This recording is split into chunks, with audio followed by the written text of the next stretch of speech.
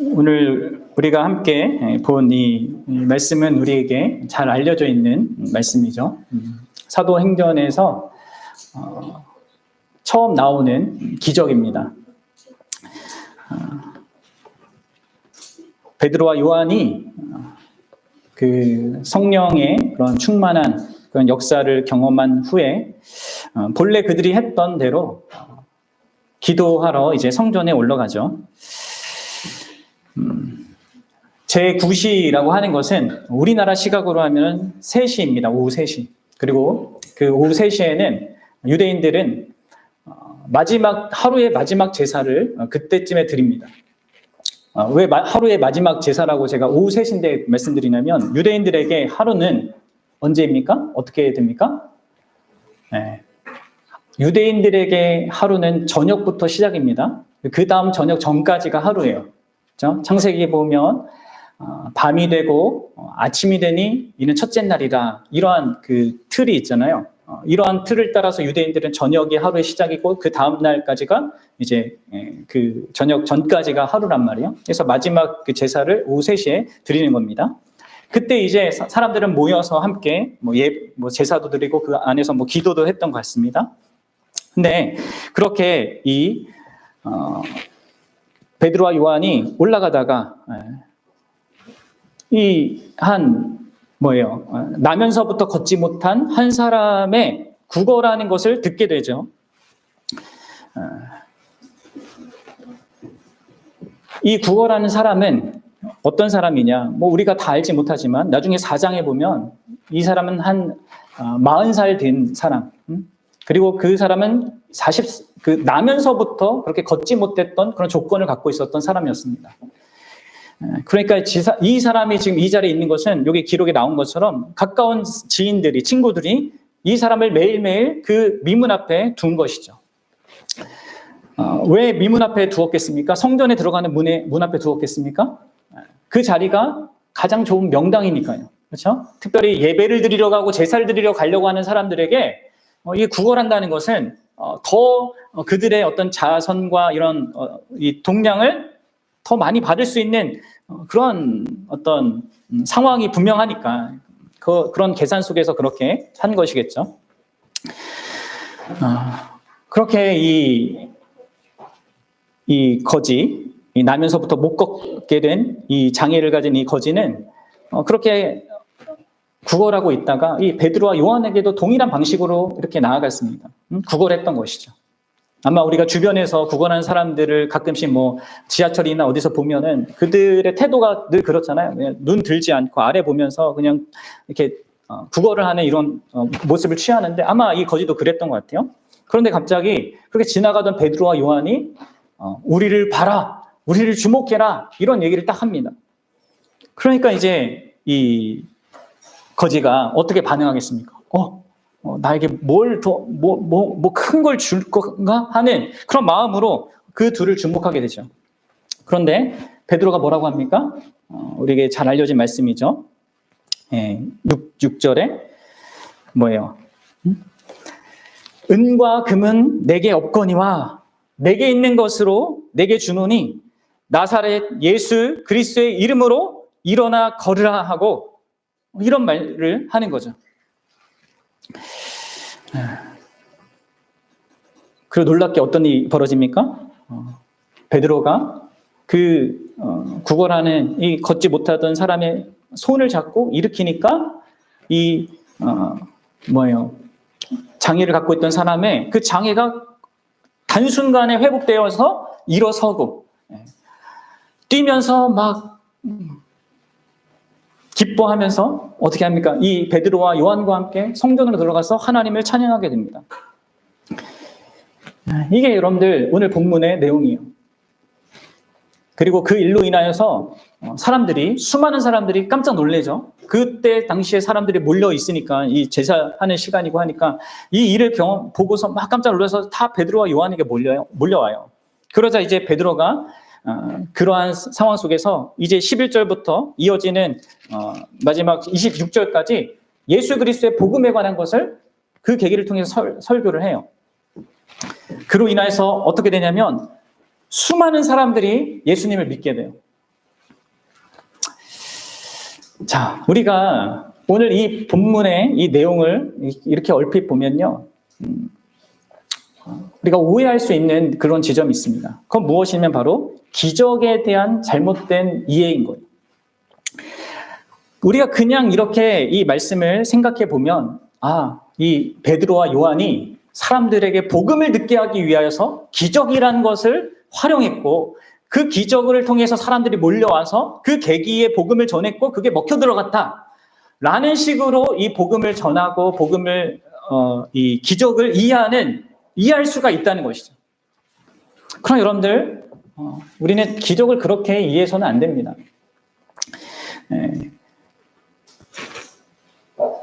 그렇게 이해해서는 안 되는데 희한하게도 우리 사람은 그렇게 이해하고 싶고 그렇게 의도적으로 그렇게 해요.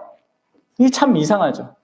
심지어 여러분들, 특별히 오순절이나 이러한 어떤 신사도 운동 같은 막 그런 특별한 역사와 어떤 기적을 추구하는 이런 기독교 어떤 집단에서는요, 이 본문의 말씀을 가지고 그런 식으로 이용을 해요.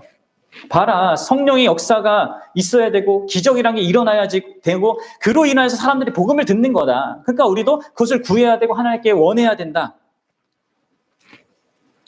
여러분들 어떻게 생각합니까, 여러분들은? 그리고 실제로 그렇게 하는 일들이 많이 있어요. 여러분 유튜브 보면 요즘에 이런 일들 계속 하는 그런 집단들이 있단 말이에요.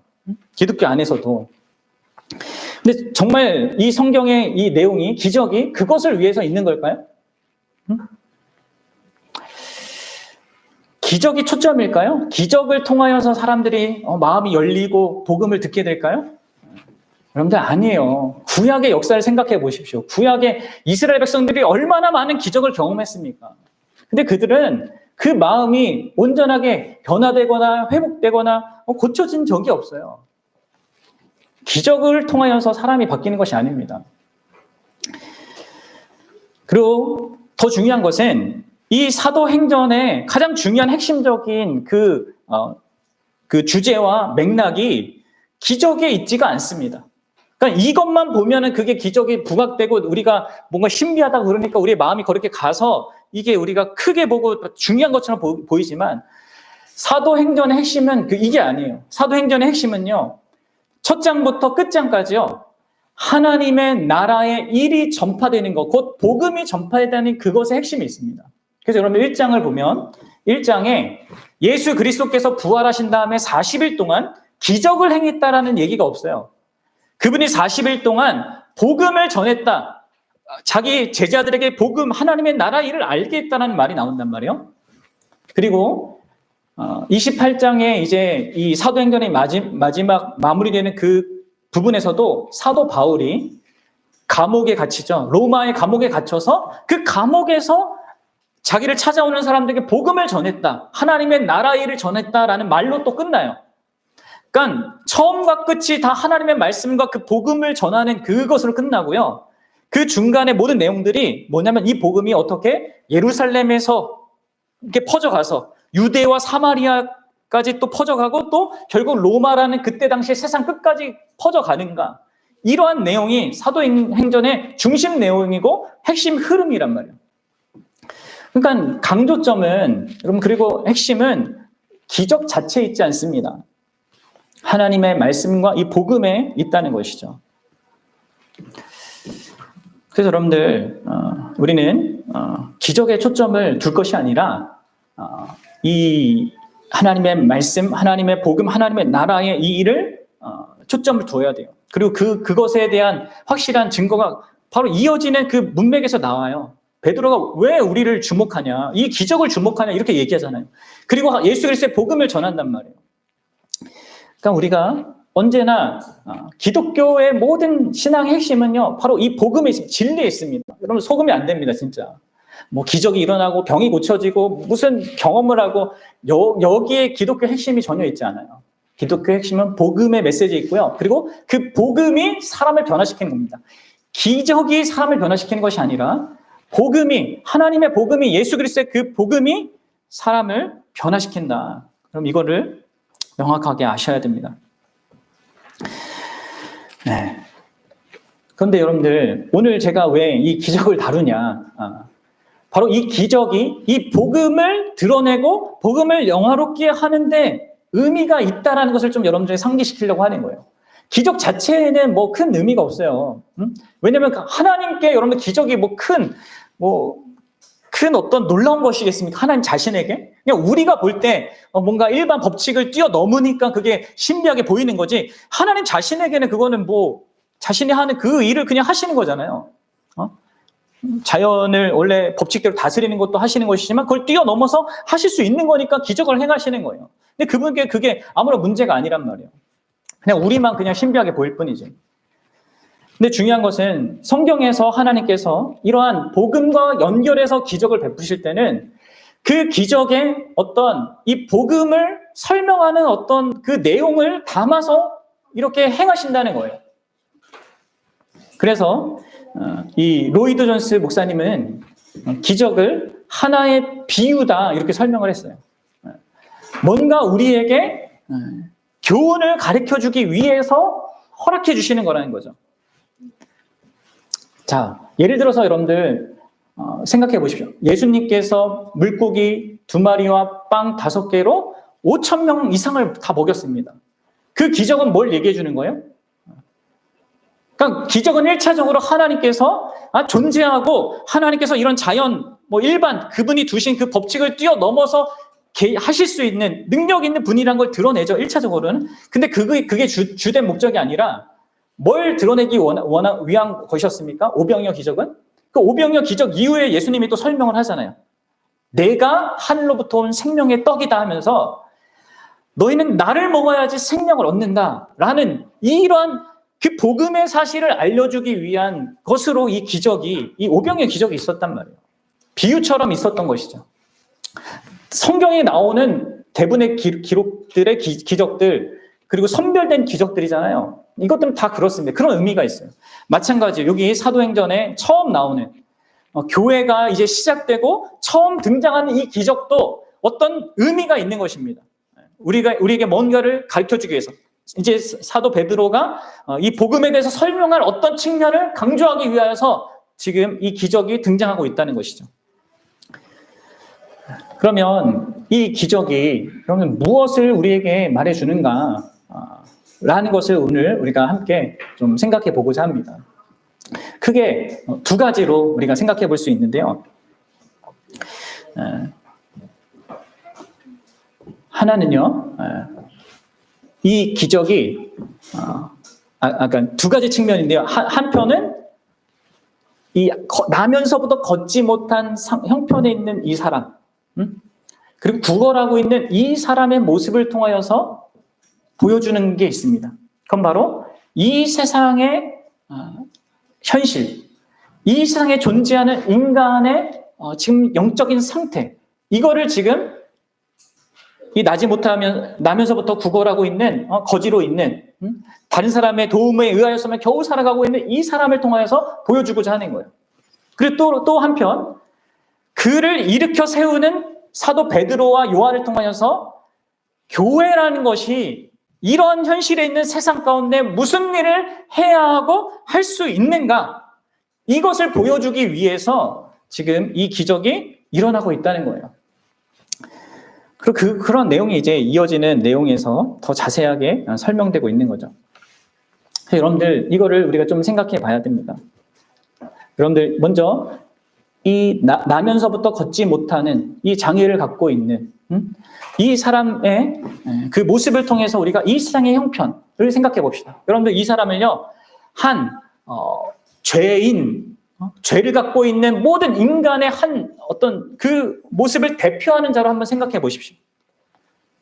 종종 성경은 문둥병을, 나병 있잖아요. 그것을 죄의 어떤 그 실체의 모습을 드러내는 것으로 많이 얘기를 한단 말이에요. 나병 환자의 그런 어떤 모습을요, 죄가 갖는 그 심각성의 어떤 것으로 구약이든 신약이든 많이 얘기한단 말이에요. 그래서 우리가 갖고 있는 어떤 병이라는 것은요, 그런 죄의 어떤 측면을 드러낼 수 있다는 거예요. 마찬가지로 여기 나면서부터 걷지 못하는 이 사람은요, 죄를 갖고 있는 인간의 그 죄악된 상태의 어떤 모습을 드러냅니다. 근데 이 모습은, 이 나병 환자의 이 모습은 우리에게 한 세 가지 정도의 모습을 이렇게 인식하게 하는데요. 먼저는 우리의 안에 있는 죄성입니다. 인간이 나면서부터 죄인으로 태어난다는 이 사실을 보여주는 거예요.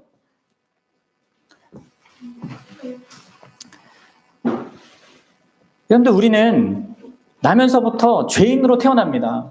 여러분 아십니까? 우리는 백지 상태에서 태어나지 않습니다. 그러면 왜 우리 아이들은 하지 말라 그러면 왜 그거를 할까요? 네? 가르쳐주지도 않는데 그렇게 하지 말라고 하는 그것을 향해서 나아갑니다. 왜 그렇게 기울어져 있을까요? 선한 일을 하라 해도 잘 못해요. 선한 일을 하려고 하면 온갖 힘을 쌓여서 이렇게 모아서 해야 돼요. 여러분들도 지금 마찬가지잖아요. 하지 않아야 된다고 하는 그것은 아주 쉽게 자연스럽게 됩니다. 근데 뭐예요? 해야 된다. 그리고 선하다 하는 것은요, 진짜 용기도 내야 되고 각오도 해야 되고 막 의지를 발휘해야 돼요. 왜 우리가 이런 상태입니까? 그게 여러분들, 우리가 나면서부터 우리가 죄로 기우는 죄성을 갖고 있기 때문에 그렇습니다.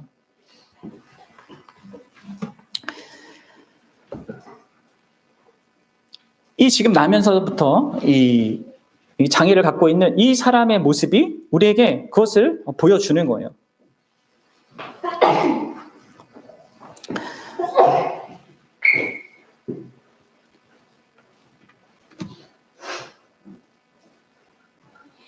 여러분들, 이 세상에 일어나고 있는, 제가 아까 기도 시간에도 말씀드렸지만 이 세상에 일어나고 있는 이 수많은 이 전쟁, 서로 다투고 미워하고 질투하고 서로 죽이고 하는 이런 일들이 왜 이렇게 끊임없이 있는 것입니까?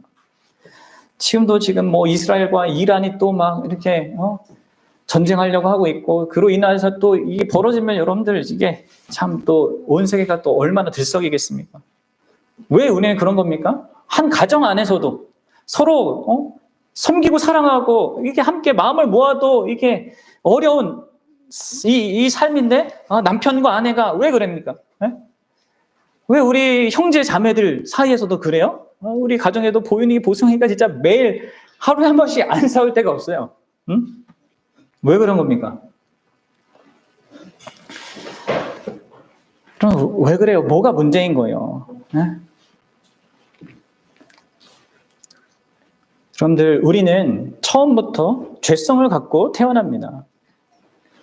우리 조상들로부터 이 죄성을 물려받아요. 우리가 오후 시간에도 그걸 지금 배우고 있죠. 소요리 문답을 통해서. 물론 처음에는 아담과 하와를 통해서 우리가 완전하게 창조되었어요. 그런데 그 아담이 하나님을 거역하고 죄를 졌고, 그 결과 모든 사람이, 모든 후손이 그 죄성을 물려받습니다. 왜요? 그가 우리의 대표였기 때문에 우리가 물려받는다고 했잖아요. 모든 사람이 죄인으로 태어난다라는 것이 인간에 대한, 이 인간 상태에 대한 성경의 주장이에요. 왜 인간에겐 이 고통과 악이 가득한가? 왜 인간이 이 악과 고통에 의하여서 무력한가? 이게 바로 우리 안에 있는 죄성 때문이라는 것이에요.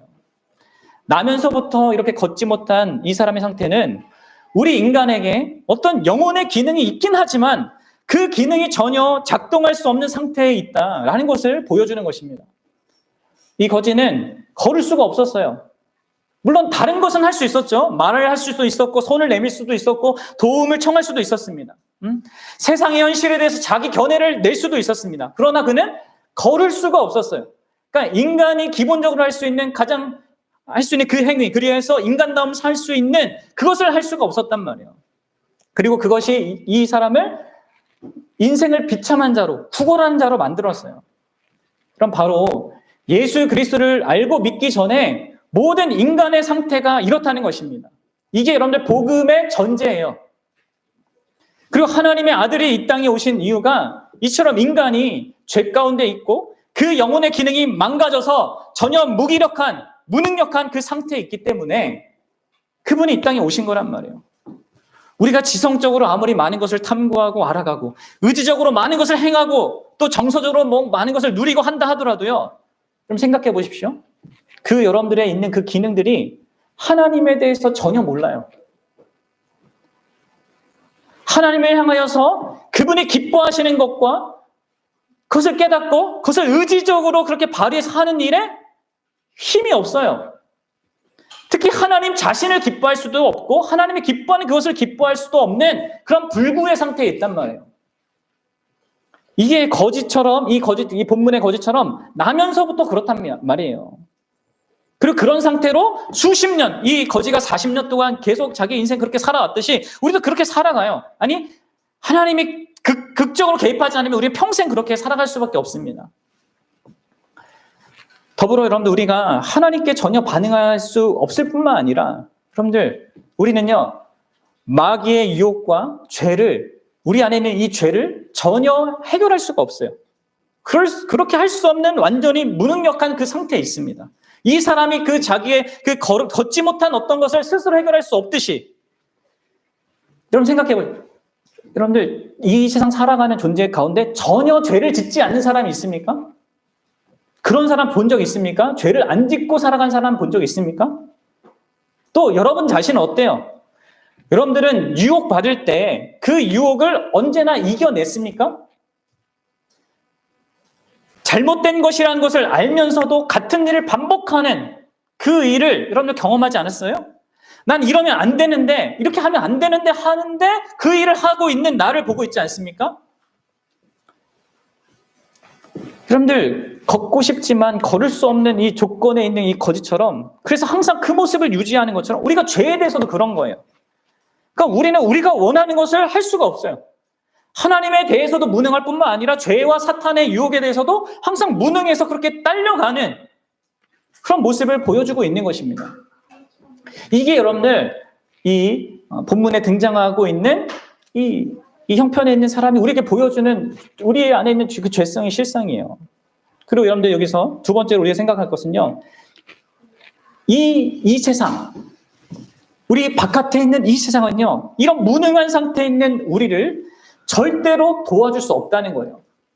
이게 이 지금 본문 메시지가 우리가 보여주는 겁니다. 보십시오. 세상이 이 거지를 진짜 도울 수 있었습니까?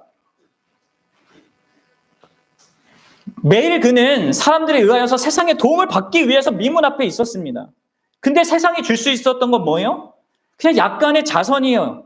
그냥 동량이었습니다. 이 동량 받고 자선 받는 거는 이 사람의 진정한 문제를 해결해 줄 수가 없었단 말이에요. 걷는 문제를 해결해 줄 수 없었을 뿐만 아니라 심지어 그가 가난한 자로 그렇게 구걸해야 되는 그 형편조차도 해결해 줄 수가 없었어요. 그럼 마찬가지입니다. 우리의 상태도 그래요. 이 세상이 뭐 우리를 정치로 돕겠다, 교육으로 돕겠다, 과학으로 돕겠다, 많은 재밌는 이 프로그램, 오락적인 걸로 돕겠다고 하지만 그것이 진짜 우리 인간의 문제, 궁극적인 우리의 피로를 만족시켜주고 해결시켜주냔 말이에요. 아니요, 여러분들. 세상의 도움은 그냥 일종의 자선에 불과합니다. 그런 자선들은 우리의 근원적인 문제, 특별히 우리의 영혼의 이 망가진 이 기능의 그 문제에 근처도 못 가요. 전혀 도와주지를 못합니다. 여러분 이걸 알아야 돼요. 죄의 문제를 해결할 수 있는 게 어디 있어요? 이 세상의 무엇 가운데. 우리가 하나님을 온전히 알고 하나님과 관계를 회복하는데 이 세상에 무엇이 도와줄 수 있겠습니까? 없어요, 여러분들. 여러분 세상에서 다 자녀 특혜를 주고 내 집 마련을 위해서 부동산 정책을 내고 직장을 얻도록 이런저런 지원을 한다 하더라도 그것이 여러분들 안에 있는 그 죄로 인하여서 마비되고 무능한 상태에 있는 그것을 해결해 줄 수 있냔 말이에요. 망가진 영혼의 기능을 해결해 줄 수 있습니까? 없어요, 여러분들. 물론 세상이 우리에게 일시적인 기쁨, 위안, 일시적인 평안, 위로 줄 수 있습니다. 거지도 이 돈을 받았고 사람들이 돈을 받았고 그 나름 그 기쁨과 위안, 그 바램이 됐던 것들을 행하는 것을 누렸겠죠. 하지만 그게 전부예요. 겉핥기로만 그래요. 다시 구걸하지 않으면 안 되는 그 상태로 돌아왔고 전혀 그 기능은 다리의 기능 발휘하지 못하는 그 상태로 그냥 있는 것입니다. 마찬가지로 세상이 우리 인간의 근원적인 문제에 대해서도 그렇습니다. 잠깐 우리를 만족시켜주지만 다시 그대로입니다. 세상의 모든 지식으로도 세상의 모든 능력으로도 세상의 모든 기술로도 우리의 이 근원적인 문제를 해결할 수 없습니다. 아무리 AI가 발전해서 여러분들 무슨 지금 세상이 이제 달라졌다 얘기해도 인간은 안 달라져요, 여러분들. 잠시 우리의 문제를 잊을 수 있게끔 뭔가 자극은 줄 수 있겠지만 그대로입니다. 여전히 우리는 문제에 직면하게 되어 있고요. 문제투성인 삶을 살게 되어 있습니다. 훌륭한 음악, 아름다운 미술, 그럼 나름 이런 모든 것들 우리에게 일시적인 기쁨과 위로를 주고요. 정말 우리는 그것을 허락하신 하나님께 감사해야 합니다. 하지만 최고의 음악도 최고의 미술도 그 어떤 것도 우리의 죄성을 해결할 수 없습니다. 우리의 무능력한 이 상태를 해결할 수가 없습니다. 세상이 우리에게 줄 수 있는 모든 것을 다 준다 하더라도 우리 안에 있는 이 근원적인 문제는 전혀 조금도 다루어지지 않습니다. 그대로 있습니다. 이게 여러분들 지금 이 사건이 보여주는 거예요. 그러면서 세 번째로 여러분들 이 거리를 통해서 우리가 우리 인간 상태를 보면 또 한 가지 발견하는 게 있습니다. 그것은 바로 죄인이 그 누구든 교회를 향하여서 언제나 잘못된 것을 기대한다는 것입니다. 그럼 베드로가 이 거지에게 우리를 봐라 했을 때 이 거지는 무엇을 기대했습니까? 그동안 사람들이 막 동전 던져주는 거 그걸 기대하고 있다가 나를 보라고 하니까 이 사람은 뭐 지폐를 주려고 하나? 아니면 뭐 몇십만 원을 주려고 하냐? 뭐 이렇게 기대했을 거 아니에요. 한 20사람한테 받을 것을 한두 사람한테 받게 되나? 이런 기대를 가졌겠죠. 그럼 그렇습니다. 사람은요, 자신의 근본 문제를 생각하지 않습니다. 이 거지는 그저 40년 동안 그저 무능한 그 조건에서 그냥 자신을 유지하고자만 했어요. 우리 인간이 그렇다는 거예요. 그냥 무능한 조건에서 그냥 자기 자신의 그 생존을 유지하기 위한 무엇을 하나님께 기대하고 교회에게 기대합니다. 근본적인 문제를 생각을 안 해요. 마치 이것을 자기 운명처럼 여깁니다. 그래서 그냥 이런 조건을 유지하고 지탱하고자 하는 것이죠. 마치 이 거지가 40년 동안 걸어보지 못한 삶을 그냥 운명처럼 여기듯이 세상을 사는 우리도 그래요. 내가 눈에 보이는 게 전부이고 내가 경험하는 게 전부이고 그냥 죽음이 전부이고 그리고 그것은 어쩔 수 없는 조건에 있고 그것처럼 여깁니다. 그 이상을 보지 못해요. 그냥 어찌하든지 간에 그냥 살아있는 동안에 이것을 유지하는 거. 그래서 교회에 대해서 기대하는 게 뭐예요? 그 자신의 현재의 생존, 그 자신의 현실적인 어떤 문제들, 그런 것들을 해결하고, 해결받고, 어떤 마음에 어려움이 있으면 위로받고, 뭐 이런 것. 그래서 오늘날 사람들이 교회를 찾는 이유가, 주된 이유가 뭐예요? 하나님을 만나고 나의 죄의 문제를 해결받기 위해서가 아니에요. 교회를 찾는다고 하면서 교회 주일학교가 잘 돼 있는지, 아이들이 많은지, 같은 또래의 사람들이 많은지, 어떤 프로그램이 있는지, 교회가 아니면 세상보다 더 도덕적인지, 아니 교회가 좀 나를 알아주고 내 마음 알아주고 위로해줄 그런 사람들이 있는지, 그럼 이걸 기대하거든요.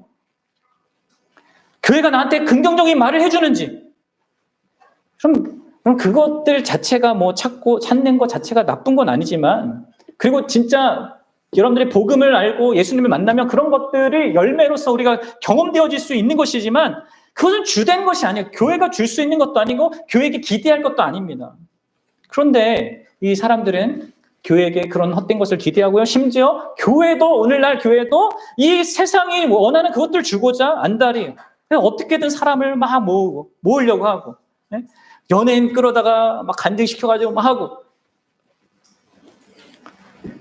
여러분들 그렇게 복음이 전달되면 그들은 복음을 안 듣습니다. 그러면 그렇게 사람들 끌어모아서 하면 여러분 그 끌어모은 교회는요 그 사람들이 듣기 싫은 소리를 못하게 돼 있어요. 복음은 그게 들려줘야 되거든요. 우리의 상태가 지금 이 처참한 이 현실 속에 있는 40년 동안 나면서부터 한 번도 걷지 못한 이 상태에 있다는 것을 명확하게 알아야 되거든요. 그러니까 복음을 타협하면서 전하고 잘못된 복음을 전합니다. 번영의 복음을 전하는 거예요. 치유의 복음을 전하는 거예요. 거짓된 복음을 전하는 것이죠.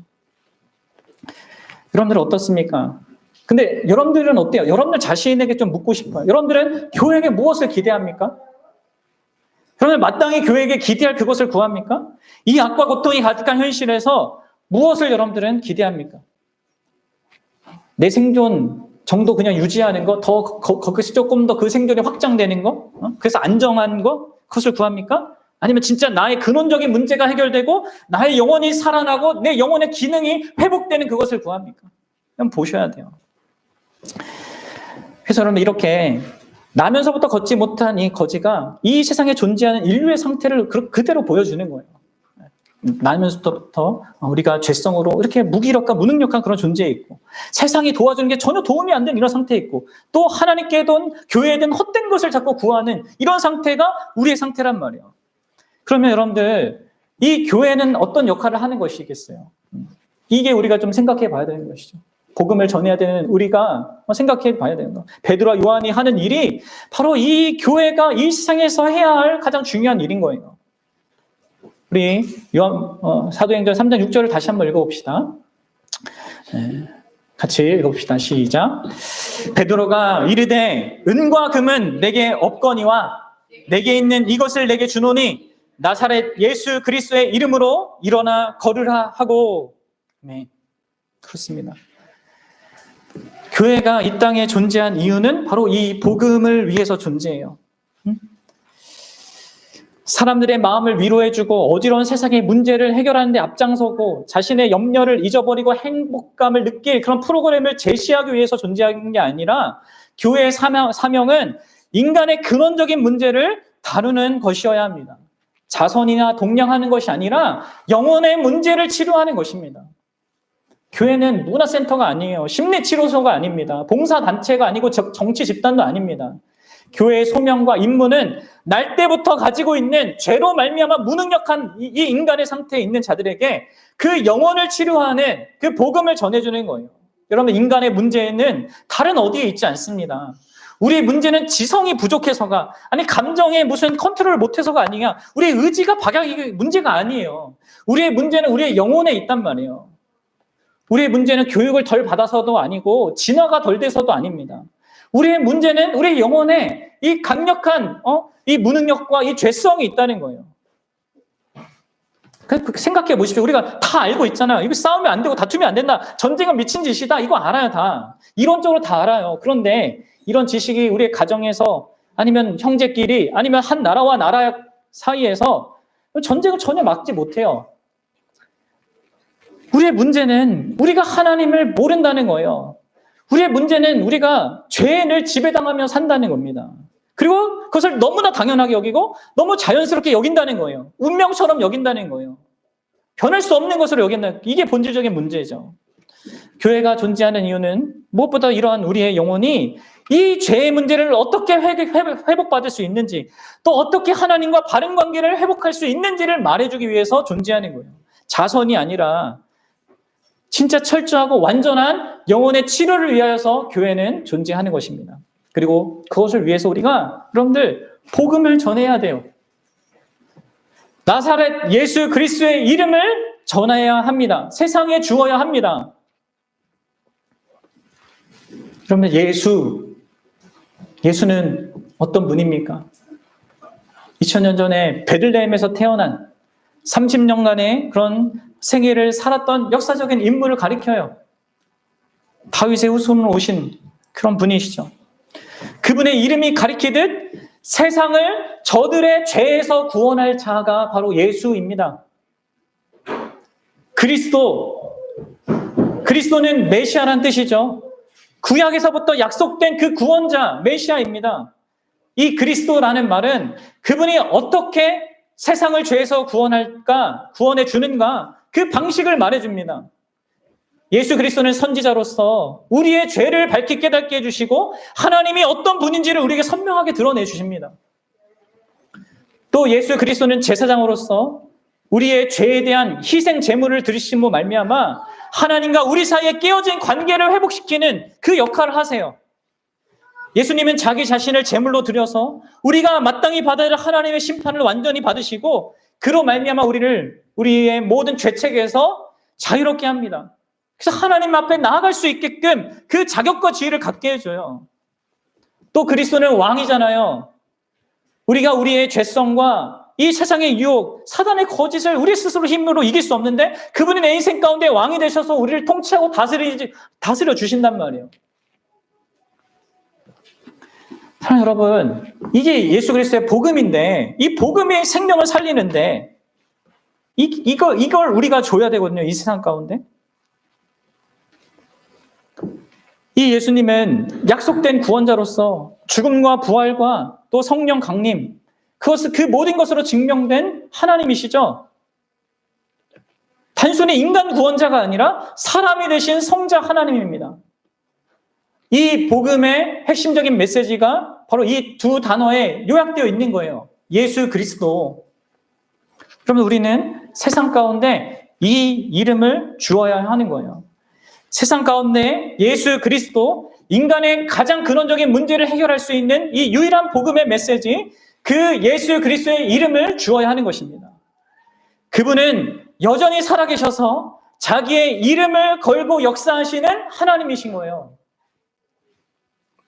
그래서 여러분들, 이 베드로가 사실 이러한 이름을 통해서 어떤 이런 기적을 베풀었을 때 사람들이 기적 자체에 초점을 맞추고 이렇게 막 놀라고 베드로한테 모여들었잖아요. 그러니까 베드로가 뭐라고 하냐면, 사도행전 3장 12절에서 이렇게 얘기해요. 같이 읽어봅시다. 베드로가 이것을 보고 말하되, 백성에게 말하되, 이스라엘 사람들아, 이 일을 왜 놀랍게 여기느냐? 우리 개인의 능력과 경건으로 이 사람을 걷게 한 것처럼 왜 우리를 주목하느냐? 그리고 이어지는 16절에서 이렇게 얘기하죠. 같이 읽어봅시다. 시작. 그 이름을 믿음으로 그 이름이 너희가 보고 아는 이 사람을 성하게 하였나니 예수로 말미암아 난 믿음이 너희 모든 사람 앞에서 이같이 완전하게 낫게 하였느니라. 아멘. 이 이름, 예수 그리스도의 그 존재와 그분이 하시는 그 모든 일, 그분 전부가 결부된 그 이름이 이 사람을 낫게 하고 온전케 했다는 것이죠.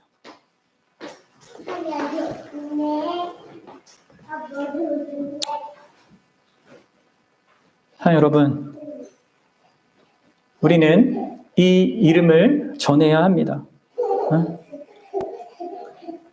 그리고 이 이름이 전해질 때 하나님께서 하는 것입니다. 그리고 하나님이 역사하면요, 세상이 이 거지를 통하여서 드러냈던 그 세상이라고 할 수 있는 그 세상의 그 조건이 정말 그들이 기대했던 것과는 전혀 다른 어떤 결과를 갖게 되는 거예요. 우리가 보잖아요. 이 거지는 요한과 베드로에게 뭔가 더 좋은 거? 그냥 조금 나의 삶의 현실을 조금 더 확장해주고 지켜주고 그걸 기대했지만 뭘 얻게 됩니까? 자기의 그 근원적인 문제를 해결받는 것을 얻게 돼요. 발과 다리에 힘을 얻게 되고 뛰면서 걸으면서 살아갈 수 있게 된단 말이에요. 그뿐만 아닙니까? 앞에 바로 성전이 있는데 거기 들어가지도 못한 그런 인생이었는데 이제 들어가서 하나님 가까이 나가서 하나님을 찬양하고 예배하게 된단 말이에요.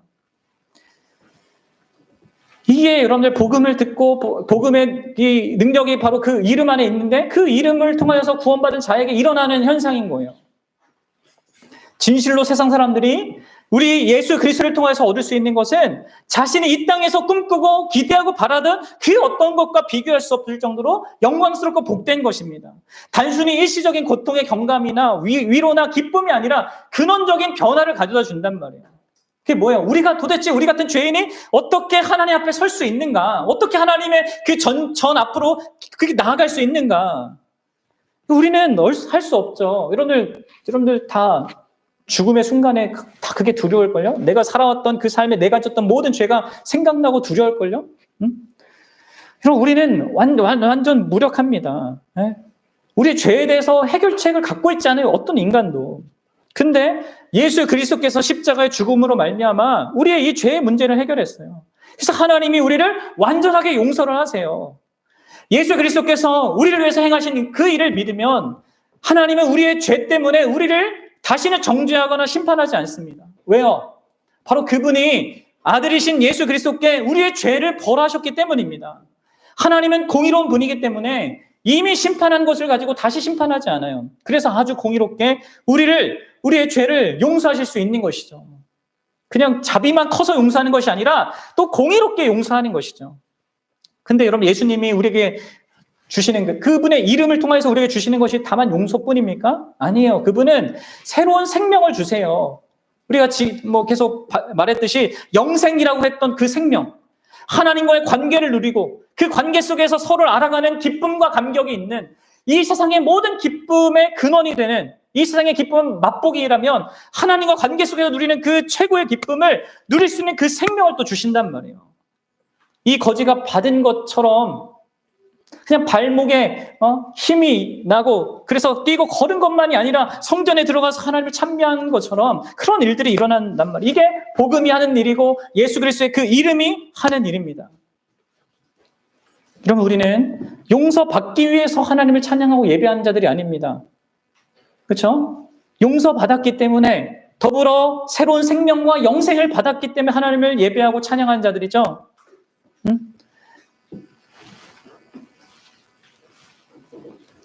그런 능력이 예수 그리스도의 이름에 있어요. 결론적으로 여러분들 우리가 물을 것은 이겁니다. 진짜 물어봐요. 오늘 우리 기독교인들이 진짜 물어봐야 돼요. 뭐냐면 내가 이 복음을 가지고 있냐는 거예요. 응? 이 영적으로 무능력한 이 세상을 일으켜 세울 그 복음을 나는 가지고 있냐? 그냥 자선과 동령해 주는 정도가 아니라 사람의 영혼을 구원하는 그 복음을 나는 알고 소유하고 있는가? 베드로와 요한이 얘기했던 것처럼 내게 있는 것을 내게 준다 이렇게 얘기했잖아요. 여기서 내게 있다라는 것은 내가 가지고 있는 것이라는 의미예요. 이 복음을 내가 소유하고 내게 있는 것으로 말할 수 있는 그 복음이냐는 것이죠. 하나님에 대하여서 죽어있는 세상, 죄와 사망 안에 그늘 아래 어둠 가운데 있는 세상에게 진정한 기쁨의 소식이라고 말할 수 있는 그래서 그들을 일으켜 세울 수 있는 이 복음이 내게 있느냐? 은과 금, 이 세상이 추구하고 원하는 그것과 비교할 수 없는 것으로 강력한 실제로 은과 금보다 더 좋은 그 실제로 예수 그리스도 그분의 이름이 나한테 그러하냐? 내가 그분을 그렇게 알고 믿고 소유하냐? 이걸 우리가 이제 물어봐야 합니다. 어떻습니까? 그럼 이 세상은 이 본문에 40년 동안 걷지 못해서 이 거지로 이렇게 살아왔던 이 사람처럼 이 복음이 진실로 필요한 자들로 가득 차 있습니다. 근데 여러분 그들은 복음에 관심이 없죠. 그냥 그들이 원하는 건 뭐예요? 다만 현재적인 그 생존을 유지하는 거예요. 그 삶을 그냥 그대로 어떻게든 유지해서 살아가는 겁니다. 자신의 삶을 유지하고 조금 더 거기에서만 나은 무엇 뿐이지 그런 데만 또 좀 더 적극성을 낼 뿐이지 나를 바라 할 때 막 이렇게 보고자 했던 그 사람처럼 근데 근본적인 것에 대해서는 완전히 무능한 상태에 있어요. 우리는 그런 사람들이 가득한 이 세상을 살고 있습니다. 그리고 우리가 이런 진짜 구원받은 하나님 자녀가 맞다면 하나님께서 이 땅을 우리가 살게 하는 것이 무슨 의미겠냐는 거예요. 바로 내가 가진 그 복음을 주어서 그들이 소망하고 기대하는 것보다 더 큰 것을 얻게 하도록 하는 거 아니겠습니까? 내가 가지고 있는 것을 주는 것입니다. 여러분 복음을 알고 있어요? 그 이름의 능력을 진짜 내가 먼저 경험했습니까? 여러분 없으면 못 줘요. 여러분 그 이름이 나를 바꾼 그 실체가 있냐는 말이에요. 내게 있는 것이라고 말할 수 있는 그 대표적인 것, 아니면 내 인생의 가장 유일한 것으로 말할 수 있을 정도로 그 예수 그리스도의 이름이 내게 선명한가 이거 확인해 봐야 돼요. 그리고 그렇게 여러분들 내게 있는 그것을 복음을 주는 것이요. 내가 세상을 위해 할 수 있는 최고의 일이자 최선의 일입니다. 죄사함을 얻고 참 생명을 얻는 길은 이 예수 그리스도의 이름밖에 없기 때문에 사랑하는 여러분, 진짜 우리가 바른 동기를 가지고 바른 방식을 가지고요. 이 무능한 처지에 있고 이 무능한 현실에 있는 자들에게 이 예수 그리스도의 복음을 전해줄 수 있기를 바랍니다. 정말 영적으로 죽어있는 자들이 살아날 수 있는 길, 참 생명을 얻을 수 있는 길, 그들이 갖고 있는 죄의 문제를 해결할 수 있는 길은 예수 그리스도의 그 이름 밖에는 없어요. 그리고 성령 하나님께서 이 이름을 통해서 역사하신단 말이에요. 여러분들 지금 사도행전이 이렇게 기록된 이 시점부터 지금 2000년이 지난 이 모든 역사의 내내 동안 하나님께서 이 복음을 통해서 사람들을 살려오셨습니다. 그리고 우리가 진실로 참된 교회라면 여러분 우리를 통해서 그 일이 여러분 일어나야 되는 거죠. 사람들은 복음을 듣고 살아야 되고요. 그 복음을 듣고 살아나야만 합니다. 복음을 통해서 죄사함과 참 생명을 얻어야 됩니다. 이 세상의 무엇도 그 어떤 것도 그 무능한 상태에서 벗어날 수 있게 할 수가 없어요. 일으키 세울 수가 없습니다. 오직 우리가 전하는 복음을 통해서만 예수님의 이름을 통해서만 일어날 수 있습니다. 그러니 여러분들에게 있는 것을 진짜 나눠주십시오. 여러분들에게 있다면 아니 그것을 나눠줄 수밖에 없습니다. 복음을 주십시오. 가까운 가족에게, 여러분들 주변의 지인들에게 이 세상을 향하여서 진짜 이 참된 복음을 줄 수 있는 자들 될 수 있기 바랍니다. 같이 기도하겠습니다.